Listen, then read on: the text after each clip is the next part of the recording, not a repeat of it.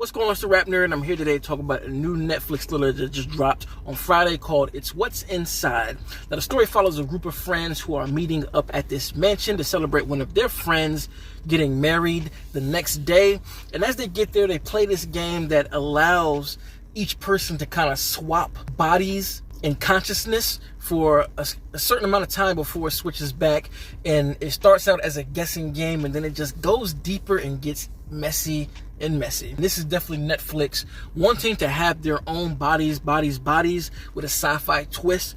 And for that mark, it does hit it, because I believe that there's a nice balance of comedy, and it also embraces the sci-fi elements with what the story is about. One of the things that I really enjoyed about the film is the friend group, because these group of friends aren't just a regular group of friends. A lot of them are superstars in the space of music, or they're influencers in some way on social media. And the main two characters here are pretty much regular people, and they are a couple. Specifically, the girl of the couple, she is very insecure. You know, she goes on all of their Instagram pages and sees what they're doing and sees that they've amassed a following, while she is just a kind of a regular girl. You know, they do a great scene at the beginning when she's looking at their social medias and seeing all of their comments and all of the likes and all of that stuff, and you can tell that her eyes are looking like, damn, this is cool, I kind of wish it was me.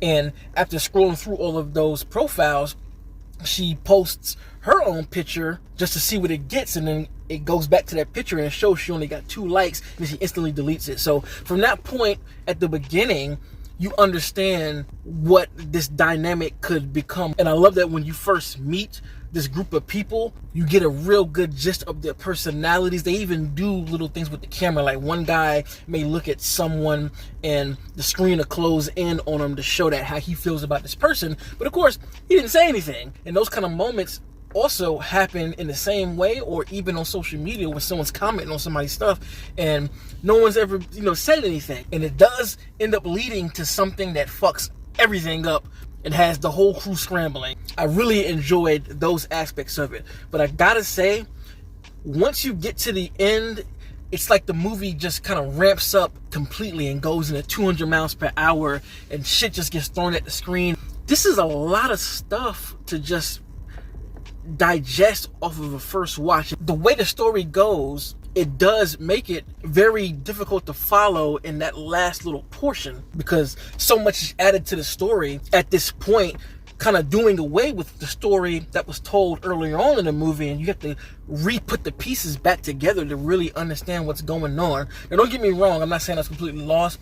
I understand what happened and how things end up going, and even like how the first domino block was started, once you get to the end to see the person behind all of these actions and how it transpired. I really did like that, but I wish that last 15 minutes wasn't guns blazing, let the entire clip go on the story we just told to get this new story as to what's going on, because it does get quite confusing.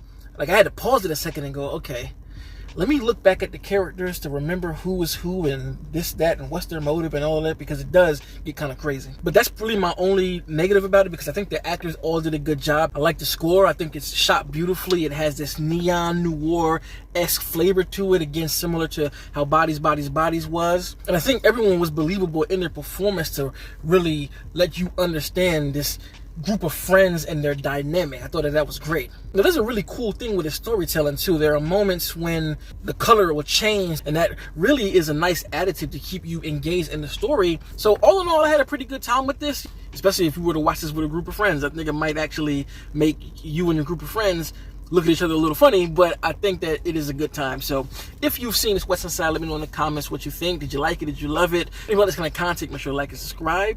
If you already are subscribed, thank you. And I'm in my car reviewing a streaming movie because I got a house full of family and I couldn't get my usual room, so I had to add that part at the end. But thank you for watching, and until next time, peace.